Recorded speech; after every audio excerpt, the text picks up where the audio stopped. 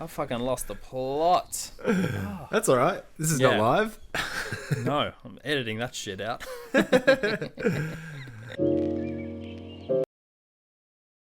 Hello and welcome to On the Same Page, a podcast in which two mates separated by oceans and hemispheres talk about books and catch each other up on life between the lines.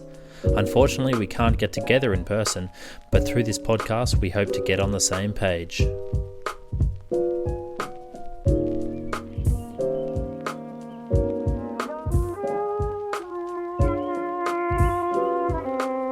Hello and welcome back to another episode of On the Same Page. I'm Seamus and with me is Blake, and today we'll be discussing Maggie O'Farrell's book Hamnet. But first, Blake, how are you? Pretty lovely dovely. Yeah, it's a nice Friday night here. I finished work for the week, recovered largely from COVID. Still fatigued. Lovely. That could be from the fact that I haven't, moved in 10 days. Yes. Could just be, a normal fact of my now rather sluggish life. But yeah, COVID fatigue perhaps remains, and a bit of a lingering COVID cough, which I apologise for in advance if that crops up. Otherwise not too bad. How about you, mate? That's good. Yeah, cruising. Busy week of work, but happy to be podcasting again, even if it is online, on Zoom. It's perfect podcasting weather right now. It is perfect podcasting weather. It's absolutely pouring right now, but that is perfect podcasting weather. So today, we got to do our inner shelf, of course.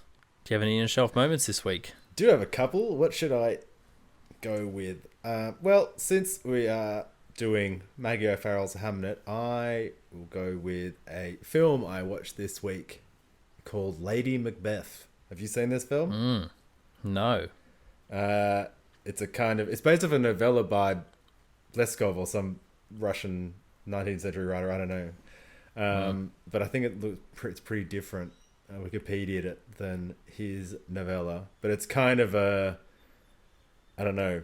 Lady Macbeth fan fiction, and it's pretty hectic. It's kind of a young girl, and she's kind of made to marry this gross guy, like twice her age, 17th century Scotland or something, and she thinks he's gross and he is gross, and he doesn't want to consummate the marriage. He's not interested in her sexually, and then when he goes away, she starts to have fun with some of the stable boys and whatnot, and such affairs, and she just kind of gets more and more she breaks the rules, and then she starts to do some murdering, and I'll leave the rest. She gets pretty dark, I'm not gonna lie. Bit of a jump. Yeah, she goes full Lady Macbeth, so damn. Yeah. But very nice. Not my kind of thing, but pretty decent film. Some really pretty dresses in it. Not gonna lie, yeah, some really nice kind of ultramarine in a very pale kind of Scottish 17th century manor house, and she has some very bright costuming. So I quite like that bit. Costumes were good. Nice, good. Lady Macbeth, ladies and gentlemen, check it out. This week I watched something I was given this years ago. I was given it as a DVD, so that's probably an indication of how old it is. And I watched it for the first time. The BBC's rendition of War and Peace. Oh, wow. Okay. Yeah. What did you think? It's got Lily James and Paul Dano and stuff like that. It was. Let's put it like this. It makes me want to read War and Peace. Ah, really? Okay. So, as... Considering we have a dislike for Tolstoy's other major work, Anna Karenina, very pleasantly surprised at how much more exciting this one was. I've got the book War and Peace, and I pulled it out, and it's like 1,450 pages, and I was like, oh, that is big. I know, but there is something. I mean, I've been wanting to watch that BBC series because people do talk about how good it is. I mean, and if it's turned you, then it must have something to it. But I also, I don't know if I've been consciously avoiding it because I think at some point I just know I will read War and Peace. And even though that Tolstoy's let me down so many times, and I'm really not a fan, I don't know, but he is so many people that I read and that I, there's always run on about War and Peace and I don't know, and how good it is and all this kind of stuff. And so, I don't know, at some point I'll have to get into it. But I don't know, it's not going to be anytime soon. I have too many things to do. And I mean, he just lets me down. Life and Death of Ivan Dennis, whatever that novella was. Oh, that was Ivan Illich. Shit. And then Anna Karenina. Anna Karenina is just so overrated. And but War and Peace, they can't all be overrated unless I just don't like Tolstoy, which is just fine. You're allowed to not like Tolstoy. Tolstoy also tried to shit all over Shakespeare several times and failed miserably. I don't know if you've read any of those essays, but he really does not make a good point ever. I think Orwell the thing I don't like... Orwell takes him to town about his Shakespeare essays. That's fair, because Shakespeare is pretty good, which we'll get into a bit later in this podcast. But I think the thing I don't like about Anna Karenina, I mean, his writing style is fine, but the story was really fucking boring. It was just a boring story. So that was what turned me off. And War and Peace was a lot more exciting. There's many, many more characters. There's war, there's war and there's peace. It's Napoleon invading Russia, so it was pretty exciting. And I looked up some of the history because I don't know much Russian history, and it was pretty accurate with what happened in that Napoleon came to Russia and Moscow was burning and everything like this. But it is a book I think I will probably try tackle before the year is out. Oh, wow. Damn. Yeah. Ambitious. Well, I figure I own a copy and I don't want to lug it around if I move anywhere. Sure. Because it's so big. I just want to get it out of the way. Mm-hmm. So that's my inner shelf moment. Well, good luck with that. I think I might like it. Well, yeah. I'll definitely need it. I think you said you were trying to avoid the BBC because you want to read War and Peace. I think I'm going to enjoy having watched it first and built up that relationship with characters to then get me through the boring scenes, because there will be boring scenes. Yeah. Do you someone who... Yeah, I don't know. I usually try and read books first if I'm that interested before a film. But because certainly I find if I've seen the film, then my imagination is, carries some of those actors and stuff across and scenes and things like that, and a lot of the work is done for you that you're supposed to be doing yourself. So for me, that takes a bit away from it sometimes, especially if it's just necessarily going to be changed so much. But that's true. A full big miniseries like that, I mean, I am just a glutton for a good BBC miniseries or any of those old BBC miniseries. 6.5 hours, so pretty good. I remember there's the 10-part series for Brideshead Revisited. That wasn't BBC, I think that was Granada, but I was obsessed with that. Nice. I love them. It's so good because TV's so shit now. But yeah. Yeah, BBC's normally pretty reliable with these retellings. Mm-hmm. All right, should we crack on with Hamnet then? Without further ado. Hamnet. So, should we start with your one-word summation? Yeah. I said frantic. Oh. Okay. Yeah. Yeah. What is your one-word summation? Nothing was really, I don't know, kind of jumping out at me that I was like, that fits the ticket. But I think grief. Just grief. Because I'm interested to hear your thoughts on this because you listened to the book. I did. And I read it, and I guess I'm kind of worried because I'm not sure how well it would translate to speech, to an audiobook. Right. So I'm keen to get your opinions at some point on whether you liked it or not. But before we get to that, I'll just do a brief overview of what the novel is about. The novel alternates between two time periods. The earlier period tells of the falling in love of Agnes and the Latin tutor, who is Shakespeare unnamed, we assume. And the later timeline is the period in which they are married with 3 kids and how they navigate life, the sickness of one of the twins, Judith, and how the sickness shifts to Hamnet, Hamnet's eventual death, and how the family, primarily the 2 parents, react to it. And that is a pretty good summary there. My loose overview. Yeah. Mm-hmm. Very nice. Okay, So where do first we impression. begin? Okay, so this. Okay, well, we can start with the audiobook. I listened to the audiobook, the narration by Daisy Donovan. She was good. It was good narration. I think I can probably tell what you mean by frantic, but perhaps not. I gotta say, I never really was really caught up in this book. Maybe for a few reasons. Maybe I was reading kind of, listening to this one, but reading 2 other books in the traditional sense, and maybe, I don't know, I was just more caught up in them than this, and so, some days would go past, you don't give it a listen, and I've kind of been locked inside. Usually I go out for long walks, and, you get like good hours, an hour and a half chunks of audiobook time. So, I don't know. It just was a bit stop-starty. And the other thing might be that I had a bit of I don't know, just because I like an academic knowledge of the subject, I was kind of thinking about it in different ways. For instance, I think like the main source text that she probably did a lot of this stuff was Germaine Greer's Shakespeare's Wife. And I read that and wrote a paper where I used that a lot.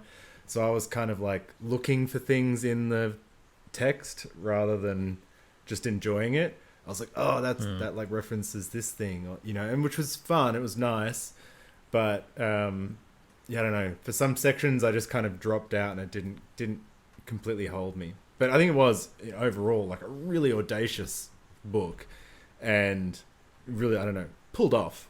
I'm not sure, if I'd rush to read it again or anything like that, but. Certainly, she did something, I don't know, pretty ambitious, and I think she certainly pulled something off. I'm not sure what she's pulled off, but it's a pretty decent it's a very book. Popular book, and it's sort of steadily rising amongst the ranks in terms of popularity at the moment. Well, I think it's probably, it's probably for lots of things. One of the reasons, Germaine Greer's book was pretty popular, not just in like Shakespeare studies, but generally, just because one of these, Shakespeare was the man of the millennium, and his wife's more or less just been tarnished or ignored her whole life, or her whole posthumous life, rather. So, there is a lot of, I don't know, re-examining a lot of historical figures and wives and people who have apparently been in the background and all these different kinds of things, and I don't know, not having old crusty dudes who, I don't know, hate women or whatever to look at these things. And I guess that's what, I don't know, you need someone like Germaine Greer to go and I don't know, do all that work. But I think that's, why, because, the book's called Hamnet, but it's really about Agnes. At least that's how I saw it. And I think she was the most intricate of and interesting of the characters. Perhaps we can start before we even get into Agnes. I thought that I was going to ask you about what you thought about nameless Shakespeare. He's always called the husband or the Latin teacher or by whatever moniker, or just him, the father. Just what you thought of that as a tool. I thought it was brilliant.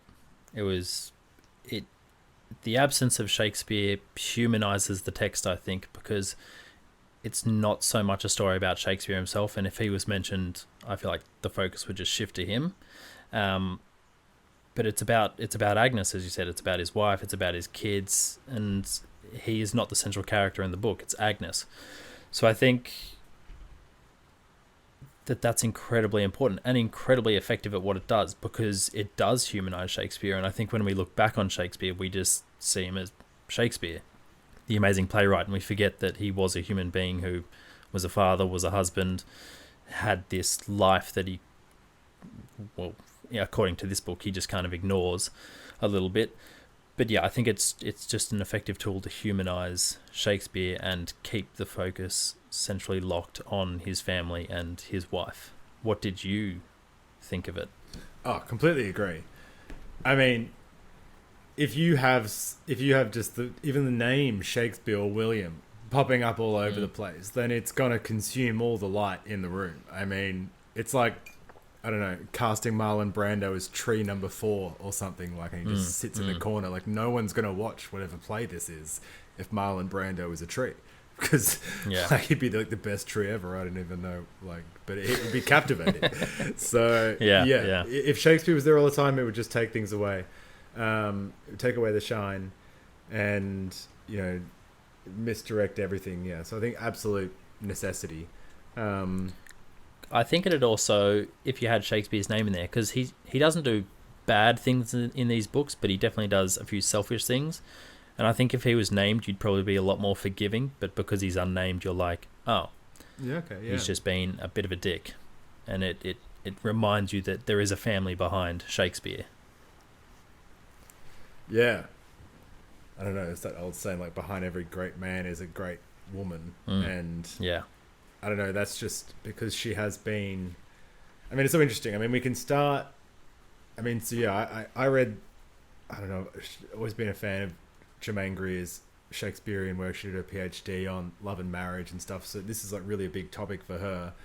And I definitely, when I was writing my master's on philosophies of love and things like that, I looked at a lot of Shakespeare. James Baldwin was very influenced by Shakespeare, and just, you know, always loved reading him and the sonnets and stuff. So always, and she just was, I don't know, this redemption job or recovery job that she did of Anne Hathaway, or Agnes as Maggie O'Farrell calls her, to kind of do all these things, because, you know, they always thought since like the 19th century or more, when scholarship really started on Shakespeare, that, you know, she was 8 years older than him, and, you know, just from what we know, 8 years older than him, that she gave birth to Susanna 5 months after they got a special license to get married. And so they kind of always just talk about this, you know, farmer's daughter, probably like a hairy hag, who must have like seduced young innocent Shakespeare and then forced him into marriage and all these kind of things. And everyone's just kind of hated on her. And Stephen Greenblatt, of all people, even said that Shakespeare hated his wife, which he had like no evidence for and stuff. So, and she's just gone, you know, like, that's just the stupidest shit I've ever heard. You know, clearly she must have been a very strong woman and someone that he respected if he kept going back to her. You know, he went back to her after the globe burnt down. He went back, you know, at times of plague and things like that. And he had, kids with her and never, you know, disowned her or disavowed her, even though, as we see in the Hamnet telling, you know, that he spends his time in London. But, you know, that she must have been, you know, quite a remarkable woman, especially for someone of Shakespeare's caliber to, I don't know, love her and be married to her. I mean, she's kind of been pilloried by history, but she must be pretty interesting. And yeah, I don't know. I guess that's why she's so interesting in the book, and she's called Agnes in the book because Maggie O'Farrell found, you know, her Anne Hathaway's father's will where she's called Agnes, and no one's ever thought to mention that maybe Anne Hathaway wasn't called Anne Hathaway. That someone should tell the actress Anne Hathaway that she needs to change her name to Agnes. Agnes, yeah. Agnes Hathaway doesn't have quite the same ring to it. I can't imagine a Catwoman called Agnes. Yeah. Oh, God, Catwoman. That's 10 years ago now. Oh, wow. That film. Yeah. God. But yeah, so what did you think of... I also liked the idea that she made Agnes this kind of... I'm not going to say witch or something like that, but this, you know, woman of the forest, and she's got all the potions and the concoctions, and she's got all this folkloric botany and falconry. She has I don't think it's a falcon, but it's some kind of bird of prey that is her... Yeah. You know, that Shakespeare admires as a young man, all these kind of things. Suggesting that, instead of just being some passive force in, Shakespeare's life, raising his kids that he sent money back to, that maybe she was an active force, that, he used her to get all this information about flowers and about nature and stuff like that, because this is a guy who lives in London. And then, and also just the amount of young boys who are either sexually pursuing older women, or older women are showing young boys the ropes in Shakespeare. Like, when you think about it, I remember Germaine Greer did all this work in The Merchant of Venice and As You Like It, and plays where this kind of stuff happens, that he must have been playing out his romance with her in the plays. Yeah. That's That's what I was trying to look for in the book, to find these little moments that maybe influenced Shakespeare's work. But yeah, so her, not a witch, but I don't know, mysticism and wonder with the world. I sort of took that as maybe the witches in Macbeth or something like that, like these kind of witchy characters. The three kids, again, there's the three witches in Macbeth, but three is a pretty universal number anyway. So I just kept trying to find moments where his home life might have influenced his writing. And if Agnes was a really boring character, I don't think a creative like Shakespeare would have gone for a really boring sort of plain character. I think she possibly would have been this exciting character. Obviously, I've got no basis for that, but I thought it was really fun to make her this sought after kind of local town witch doctor, tea gatherer, leaf gatherer lady that was quite well respected in the town. And she at the beginning is more known than Shakespeare, and it's even at the end she's sort of more known than Shakespeare. No one really knows who Shakespeare is. At the end, he's just this dude that's sort of successful in London, and they're like, what's going on? He was the what did he make? Glove maker's son. He can't be famous. But I really liked her being the witch doctor, for lack of a better kind of word for it, because she is. I don't even know the word for it. What would you call it? Yeah, I don't know. She's kind of, she's a bit of just a bit of everything. A soothsayer, a witch doctor, a kind of forest, I don't know, botanist. Yeah, she's just, but she seems to have, I don't know, incredible powers of intuition, and she has very, certain ideas of things and certain premonitions of the future. And she gets caught up on, and people come to visit her to get potions and ailments for their ailments and things like that. So she's kind of this very knowledgeable, if illiterate, farm girl, who clearly has quite a powerful set of skills, which is pretty, I don't know, pretty interesting. And she, I think what did you think of the, because like you said in the summary, there's the early stuff where Shakespeare and her are courting, and then the later stuff when the kids are kind of young and Shakespeare kind of shifts to London. I liked it. Did you like that? I think it again humanized Shakespeare and sort of led into the exciting life that I think he was sort of experiencing at this time. I think he was probably a bit lost at the beginning. He's the son of a sort of abusive father that makes gloves, and he meets this really exciting woman who sort of whisks him along. I did find it at the very beginning when I'd first started the novel, it was difficult to follow because the years kind of shift without any kind of warning, and so that's why I was worried that you might not like the audio as much, because I didn't know how they'd tackle that. But it was sometimes one paragraph was in 1518, and the second paragraph was in 1536 or something, and I was like, oh shit, what's happening? I'm lost. A second ago I was 30 years earlier, now it's 30 years later kind of thing. So that was one thing I was worried about for you reading it. I don't know if they good accents and impersonations and sort of good character and differentiation between the characters that you could feel and tell the shifts in the years. Was that possible? Or is that where you kind of it got you tangled up a bit? I might have been tangled up a bit. I might have just been in and out of concentrating for those kind of sections, and sometimes you go back, and sometimes you're like, no, I'm not even going to bother. But it didn't tick me up that much because it's not really that complicated of a plot. I mean, it's boy meets girl, and then it's kids, and then 3 children. I don't know. It's interesting because of who the people are and how they're dealing with certain situations, rather than you miss something important.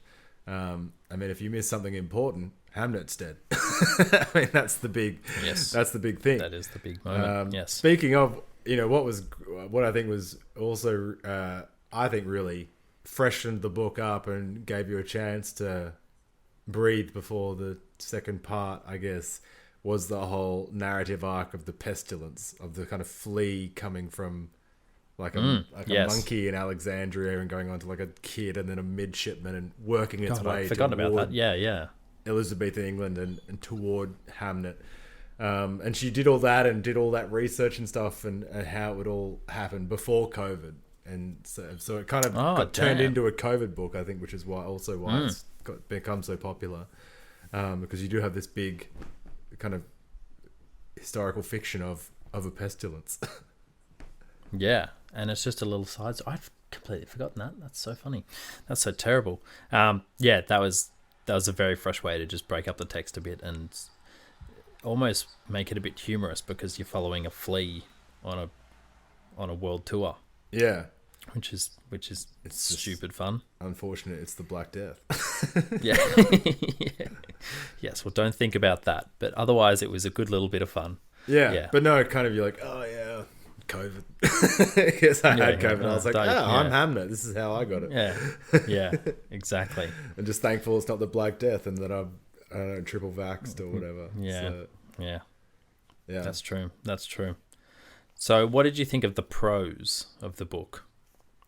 Prose was good. I mean, I think there were a couple of times here and there where I was like, I'd rather be reading this, but I didn't think the narration was too bad, although I didn't think it was also fantastic.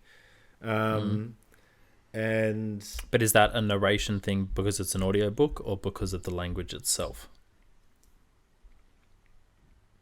The language and the prose, I think, were very, very well suited to the subject matter. Obviously, you don't want to go towards Shakespearean language, and you don't want to also lose poetry altogether. It's a very emotional book. And so I think, but it's also, a lot of it coming from the perspective of, even if it's not in the language of, but the perspective of, some pretty uneducated people in Stratford upon Avon, 1600. So, it's not picaresque or really dazzling language, although there are some great descriptions. I think she does have a great capacity for dialogue, and I don't know, she does move around quite well. But I think her kind of there's a bit where obviously everything's set in a 16th century kitchen or whatever.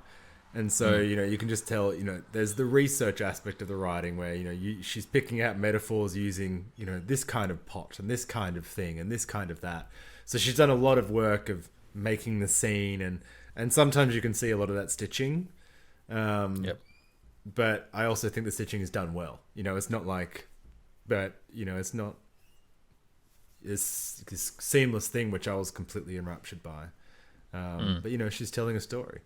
I think she really wants to get the story out pretty, without wasting too much extra energy. What did you think? Yeah. No, exactly. Like, I love that you said that last bit, getting the story out without wasting too much energy, because, it's definitely a sparse kind of prose, very much stripped back and not overwritten, but I thought it was very well balanced for what it was, and given it was so stripped back, it still achieved a very good level of depth to humanity and what the story was trying to achieve But I think because my one word summation was frantic, the short staccato like sentences sort of add to the anxiety that I felt throughout the book. That just added to my reading of the story, because you learn very quickly in the book that Hamnet's going to be the one that dies, and at the beginning of the book it's Judith that is sick, and she uses foreshadowing to she has a little Agnes has a foreshadowing that she's going to be dying in her deathbed surrounded by 2 children. And then when you come to the second part of the story, which is when they're older and have 3 kids, you already know that someone's going to die, and you know it's going to be Hamnet. So to me, there was just like this very steady kind of, well, not steady, but fast-paced anxiety building to Hamnet's death. And I thought her stripped back staccato sentences did that very, very nicely. I enjoyed it a lot. I mean, I'm a fan of stripped back sentences, you know that, so this was always going to be a winner in my book. But I know what you mean. I probably wouldn't rush back to read this. I think 1 is probably enough at this stage. I'd look into probably other books she's written, but I think 1's enough for Hamnet, in my opinion. Yeah. No, 1's enough. Although I think you reminded me of the listening experience that I was having, which is that, as we were talking about before with the film, that I kind of did have the aid of like, I don't know. It's pretty new. Have you seen the film All Is True, Kenneth Branagh? No. It's basically the same. I mean, not the same, okay. But it's basically, it's written by Ben Elton, I think. But it's basically Kenneth Branagh plays Shakespeare, Judi Dench plays Anne Hathaway, but instead of the story of Hamnet, as Maggie O'Farrell puts it, the globe burns down like really near the end of Shakespeare's life, and he goes back, and so he's kind of confronting a family that's more or less estranged that he's been living away from for many, many years. And so he tries to kind of re-engage with the kind of illiterate farm woman Judi Dench, but the real heart of the film is about Judith and Hamnet, and it's about Shakespeare rather than Agnes confronting Hamnet's death and trying to work all that out as an older man. And actually, one of the reasons that is suggested in Ben Elton's film is that Shakespeare had discovered all these poems which he thought were Hamnet's after his death, and that kind of helped inspire Hamlet. And actually, Judith wrote them, but Judith he doesn't know this, and then Judith is kind of like rebelling against marriage and all these kind of things when she's a bit older, and she's, I don't know. There's lots of great subplots. There's also an amazing guest star from Ian McKellen, who plays the Earl of Sutherland, aka who I and W.H. Auden and a few other people think is, the subject of at least 2/3 of the sonnets for Shakespeare's, college experience. Should you I don't know how to put it, but but there's a very sassy scene between those two where Ian McKellen comes and these 2 old boys, I don't know, these 2 old queens kind of have this discussion, which is really good. But because, I don't know, that scene was really, that film was really well made. I don't know, I kind of had those characters in the house, the setting in mind. Shakespeare goes back and he has a garden and things like that rather than Agnes. But so I kind of had a pretty clear picture. So I think that actually probably helped with the sparse prose and the audio version, where maybe in a different, if I didn't have those images to help me already, it wouldn't have been as strong. But I don't know. I thought it was quite good. Did you... I thought that another question I had about was, I particularly liked the closing long chapter and how it kind of finished. What did you think about the big finish? Yeah, I loved it. She's spoilers ahead, everyone. She's Agnes goes to London to sort of catch him out as being this terrible person, and he hasn't written in months, and then she sits down at this play and it's jam-packed and it's Hamlet. And I thought it was very true to the story because at the start of the play, it's revealed it's called Hamlet, and she feels betrayed again because she feels like the use of her son's name has stolen him away again from her. He's been stolen physically and now sort of emotionally as well because his father's just using the name as content for a story just to make some money, and she can't really understand it. But then it sort of boils down to this moment, and yeah, it was a really beautiful ending, I thought. It sort of was leading into a question I was going to ask you, and that what do you think the moral of the story is? Because what did you think of that final sort of chapter? Oh, moral of the story, I don't know. That's a harder question. I did like the final chapter. I really thought it was a cool way to finish because it does give the Shakespeare fan something to like really dig their teeth into. Like, she's gone to the globe and you can see the sky and it's Hamlet and Shakespeare's playing the ghost. I don't know. It's real. I don't know. It's like, yeah. I like that bit of it that she kind of gave you that at the end while she kind of held the whole Shakespeare curtain drawn for most of the book. And also I think just this, wonderful, realization that, while much of the book, you can have, you can reserve some judgment for Shakespeare for, going away and being in London and fulfilling his artistic, creative urges and leaving the wife for the kids and then leaving the family with the grief, subsequently, of Hamnet's death. But that he really invested that grief into a play which has lasted. And in that play, I think what Maggie O'Farrell is saying and what Agnes is experiencing is that that's the kind of magic of that masterpiece. He's kind of resurrected for like a moment or a feeling or a sensation of Hamnet, in that he's kind of raised his son from the dead almost, like kind of Lazarus. And even Agnes, so-called a bit hard-boiled and critical of Shakespeare and the writing of these plays, and not wanting Hamlet to be abused by the thing which has taken her husband away to London. That's this thing she's a bit bitter about, but that she's taken in by the magic of it. He's got her, he's that's the magic of Shakespearean theatre. And I don't know that.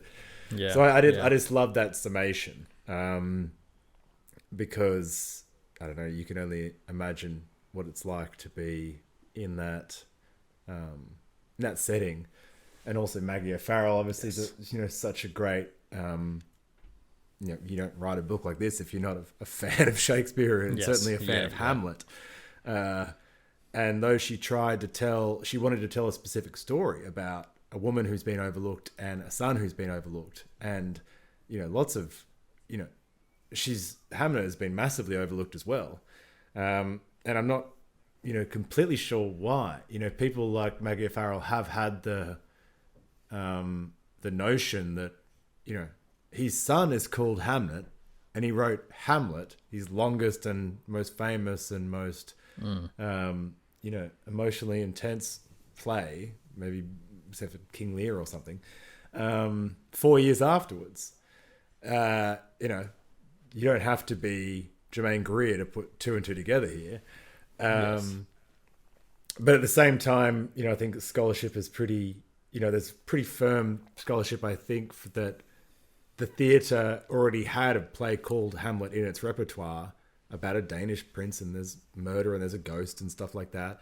And there's an old medieval story about Amleth, a Danish prince, and there's also a murder, and there's French translations of that. So I think it was, whether Hamnet was a popular name in Elizabethan England, I don't know, or whether Shakespeare knew about this play, that he had wanted to write it, and so he called his son Hamnet, and then the son died, and then so who knows about what the coincidence was. he certainly, uh, you know, grieved for his son in that play. I don't think you can, say he didn't. And so I think that Yeah, to see yeah. them both, Agnes's grief and his grief, because his grief from the play, or what he tried to do with it. I don't know. It felt like she was kind of bringing the two together. Like there's one which is so massive and bright for 400 years, and there's one which hasn't been told at all, and she kind of brought one to the other in the final scene. And yeah, so I thought it was wonderful. Yeah. I don't know anything about the whole Amleth thing. But I mean, just going from my love of Tolkien, he did not set out to write an original story himself. He said, I'm straight up copying myth and other stories as well, but I just want to write my interpretations. So yeah, Shakespeare could have easily stolen this story, but it's the language used. I mean, the storyline can be the same, but the language used is sort of the important part of a play, and that could easily be influenced, or has been influenced, by his Death of Hamlet. So yeah, I like that you said that, because that made me think of that. But jumping on, did you think there was a moral to this story? Oh, yes. Oh, my God. Do I think there's a moral to this story? It's a tough question. I had to think about it for a while. Do you have a good answer? I've got a few different answers. All right, you go. I've got people suffer in different ways, because Agnes sort of goes into her family shell after the death of Hamnet, whereas Shakespeare, he comes back and then he leaves the same day, I think it is, or is it he stays one night, but he leaves within 24 hours of coming back to go back to London. And Agnes, like you said, she's really confused by that. London sort of calls him away. And I'm not saying Shakespeare's right or wrong in that, because he is obviously one of the better creative individuals in history, but I felt like he did probably have a little bit of responsibility to his wife. He sort of keeps talking, he's got responsibility to his actors and the plays and everything, but he sort of has a responsibility to his life, which is his family, which led me into a second moral of the story, because he's not particularly shy when he meets Agnes about being this creative individual, and she's kind of like, yeah, that's cool, like you can do whatever you want, like we're in love, but you can do whatever you want, kind of thing. And so he sort of slowly slips more and more into that world. And so my second moral of the story was the freedom love can afford you can also be destructive. That's my second thought. Because there is a quote quite late in the book, which I might just read, which sort of sums it up. Good. I had some quotes right around this topic as well. So this is okay, great. cool. Yeah. So you go. You start. All right, page 286. No, the place in your head. I saw it once, a long time ago. A whole country is in there, a landscape. You have gone to that place, and now it is more real to you than anywhere else. Nothing can keep you from it, not even the death of your son. And so that, I thought, played basically into the hands of the freedom that Agnes affords him through love is the destructive force that sort of drives the wedge between him and his wife and family as well. Mm-hmm. Yeah. I know you, she says. You are caught in that place like a hooked fish. Yeah. It's yeah. And she has this great intuition which she has with other people, where she really tells people what they're doing emotionally and in their lives, and she has that great power of perception, which I really liked that she had, because you'd think that someone with a power of perception like Shakespeare's, although it's differently orientated, it's oriented, his comes out by pen, that of course he'd marry someone who had a power like that as well, because if you had that perception, it would just be infuriating to be around someone who doesn't, or who doesn't kind of have that, I don't know, that sense. So yeah, I really like that. I've got a couple of quotes which kind of speak to other things that you mentioning in your morals. One which I think captures, for me, I thought was a really powerful section about how Agnes's grief is affecting her. So this is after almost right after Hamnet's death. I think he's still in the room. She, like all mothers, constantly casts out her thoughts like fishing lines towards her children, reminding herself of where they are, what they're doing, how they fare. From habit, while she sits there near the fireplace, some part of her mind is tabulating them and their whereabouts. Judith upstairs, Susanna next door, and Hamnet. Her unconscious mind casts again and again, puzzled by the lack of bite, by the answer she keeps giving it. He is dead. He is gone. And Hamnet, the mind will ask again. At school, at play, out at the river, and Hamnet, where is he? Here, she tries to tell herself, cold and lifeless on this board right in front of you. Look here, see. And Hamnet, where is he? With her back at the door, she faces the fireplace. With her back at the door, she faces the fireplace, which is filled only with ashes, held in the fragile shape of the log they once were. God, that's just, I don't know. I think that's some of my favorite writing in really at the peak of grief, and just, her habit still searching for, how her emotional landscape is set up with her children, and then finding a space where once something solid had been, and she's coming up against that absence and not even understanding it. It's so painful. And then at the end, to have this pile of ashes in the shape of what was once, solid. It's just like, brilliant. Whoa, that's good. Brilliant, yeah. Did you have a second quote as well? I did, but do you have one? Do you want to? No, I only had the one. Okay, well, this one is also good because it also speaks exactly to what you were talking about, which is just Shakespeare then wanting to go back to London, not wanting to be around this grief, not wanting to be dragged down by it, which you can also say is dodging responsibility, but this is also Elizabethan England, and man of the house makes the bread, and that's his way of making the bread, and he's got to pay his debtors. So he, if you drag him down, the whole family goes down anyway, kind of thing. I mean, but anyway, so this is him, and either him knowing that he needs to go back to London. It is so tenuous, so fragile, the life of playhouses. He often thinks that, more than anything. It is like the embroidery on his father's gloves. Only the beautiful shows, only the smallest part, while underneath is a cross-hatching of labour and skill and frustration and sweat. He needs to be there all the time to ensure that what is underneath happens, that all goes to plan.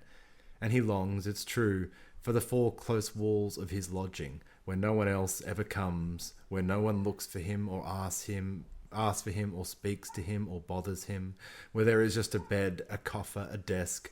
Nowhere else can he escape the noise and life and people around him. Nowhere else is he able to let the world recede, the sense of himself dissolve, so that he has just a hand holding an ink-dipped feather, and he may watch as words unfurl from its tip. And as these words come one after another, it is possible for him to slip away from himself and find a peace so absorbing, so soothing, so private, so joyous, that nothing else will do. Oh, love it. That one just love so it. Fucking good.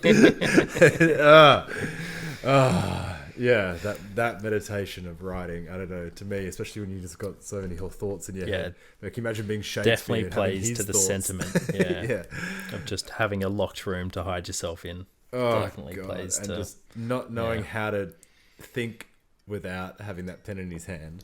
And just wanting that peace. So I thought those were fantastic, and I guess that's real. How each of them are dealing with that grief. One is really facing it kind of in a head-on, sensational way. She's feeling his intellect in a way. I guess on the page, Shakespeare is both, and so you maybe get that sense that that's what his marriage gave him, and what it gave Agnes. Well, I mean, that's what the book is about, I guess. Yeah. Go read the book, people. Go read the book. It's good. It's really good. It's good. It's worth a read. It is worth a read. It won a few awards, so it must be good. It's won a bunch of awards, some serious awards. And yeah, I mean, it's really good reach. She's a very talented writer, and obviously, has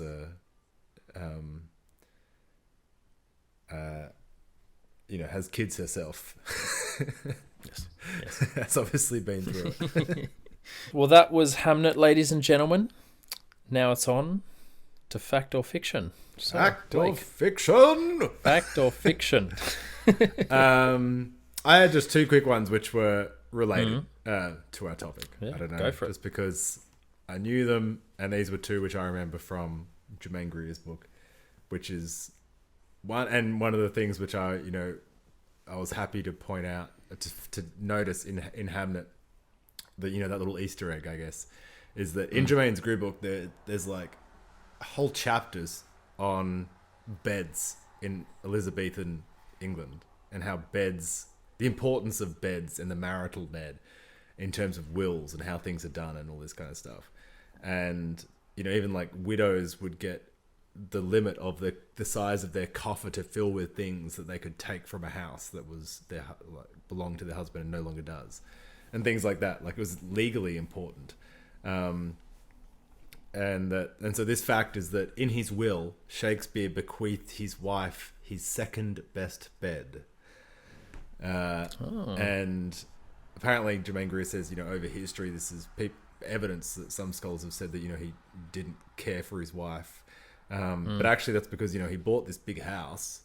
And in those days, when you buy a big house like that, the master bed, the best bed, is not usually the bed you sleep in. It's the bed you give to guests. And it's literally nailed into the house, like a big wooden thing, and it from roof to floor, and so it moves with ownership. And so the actual marital bed that you sleep in and with your partner and is the second best bed. And so he would have been giving her bed or their bed, rather than the other way around. And the other one I was going to do, which was just what I also really liked at the end, was that Shakespeare did play the ghost in Hamlet when it was on stage. Really? And then he is there in the end. So I liked that. That's also very cool. Yeah. Two very good facts. Ooh, nice. Very fun. How about yours? Well, as I said last week, I'm going to try keep them sort of in my line of field, ancient history. So this one happened around 400 BC. And there was a general discourse between sort of older generations and the upcoming youth. And the fact is about the word... Doesn't sound normal? Well, it's interesting because this was the first time that the word youth was politicized and weaponized as a derogatory term. Oh, right. So they'd say the youth of the day, the aspirations of the youth and stuff like that. Yeah. And that's when youth turned into this different or double meaning word of young people, but also the youth, those pesky little youths over there. And that was when it changed, and it's still very, very relevant today. So I always like that little fact. I mean, it's just human nature. It must have been around forever. I mean, there's so much of a difference between the young mind and the old mind, I think. Absolutely. Old people must have always been thinking like that. I mean, you just notice how your mind changes. I mean, I'm a few years older than you, but I already feel that, I don't know, sometimes you're just like, God damn youths! Shaking my fist on the balcony. Damn kids! I'm trying to sleep up here. Yeah, listening to your techno music. They're like, you're in Berlin, you idiot. Yeah, I know. Fucking most terrible fucking clattering music of all time. Jesus Christ. Only person in Berlin who doesn't like it. I'm sorry. You're a fool. Know. You think they'd kick me out? Yeah. Techno. They're holding you there though. Ugh, yeah. Good God. You know what it stands for? No, I don't. Does it technically not music? Although I've said that here and I don't get a laugh. I get a deathly sign. What do you mean? The fuck did you just say? Yeah, I get into a lot of fist fights. Yeah. So, what are you reading this week, Blake? Well, this week I am reading Pachinko by Jin Lee. Min Jin Lee. Just started it, probably like 3 chapters in. It is a big historical family epic of Koreans in Japan. It starts in South Korea. It's kind of I think it may be the start of the Sino-Japanese War, like mid-30s or something like that. Because, they do say that the Japanese are fighting the Chinese and the Koreans are like, the Chinese will win. Bert? No, they don't. Japanese be good at fighting. And then there's a girl who kind of, I think she's going to marry a Western priest, or then maybe... Anyway, something happens, and I haven't got to that part yet, but I just know from the blurb that then she ends up in Japan, where she starts a family, and there's a kind of... I know from Japanese friends I have that there's a kind of a very... I don't know, I guess... unappreciated by the Japanese population of Korean and Korean descendants in Japan, and they're kind of not treated like the Japanese aren't, just like themselves. They're not happy with other people. I don't think that's not a surprise to anyone. I don't think that's not a controversial statement. I don't think so. No. Hopefully not. There's nothing wrong with that. They like their own company, and good for them. But I don't know. It's pretty good so far. I'm hoping that it kind of picks up a bit, because I don't know. I would like to be really caught up in a big historical kind of generational epic. That's what I'm feeling. Maybe big as in length as well? Yeah. It's not War and Peace length. Right. But it's got some heft to it. But it's not War and Peace length, no. Yeah, I think, But anyway, I'm also not very well read about like Korean and Japanese literature. I haven't read many books set there, so I'm just kind of keen for a cool setting, which I'm not used to as well. Yeah. Just too much stuff set in Europe and America and Australia and the Western world. That. Yeah. So a bit of East Asia. Pretty keen. What about you? Nice. The book I'm reading is a book by Tara June Winch, not The Yield, even though we're planning an episode on that, but Swallow the Air. It's short story. Listening to it, I think it's 2 hours, and it's basically this girl's sort of journey through life. Each chapter is sort of an individual standalone story in a way, but they do have a loose sort of tying together an overview and tracing her time through Wollongong, trying to get to her father in the Northern Territory, then back down to Cowra in the west of New South Wales to try find her mother's family, and just trying to understand her place in the world, basically, as an Indigenous person, and learn their history. And that's what it's about, and it's good. It's very good. I mean, we're doing an episode. I just finished The Yield literally today. Tara June Winch fucking rules. Like, she's such a gum. Like, a scarily good writer. The Yield is so fantastic. I can't wait to talk about it. And I'm going to have to listen or get those short stories, because she's magnificent. I've been to Cowra, actually. Went to Cowra races once. Yeah, me too. Yeah. Good old Cowra. But fun place. Yeah, I don't know. That's awesome. She's a really good writer. I'm excited to read some more of her stuff. Yeah. All right. Well, that was another episode of On the Same Page. Thanks for tuning in, guys. Thanks, guys. Catch you later. See you next time.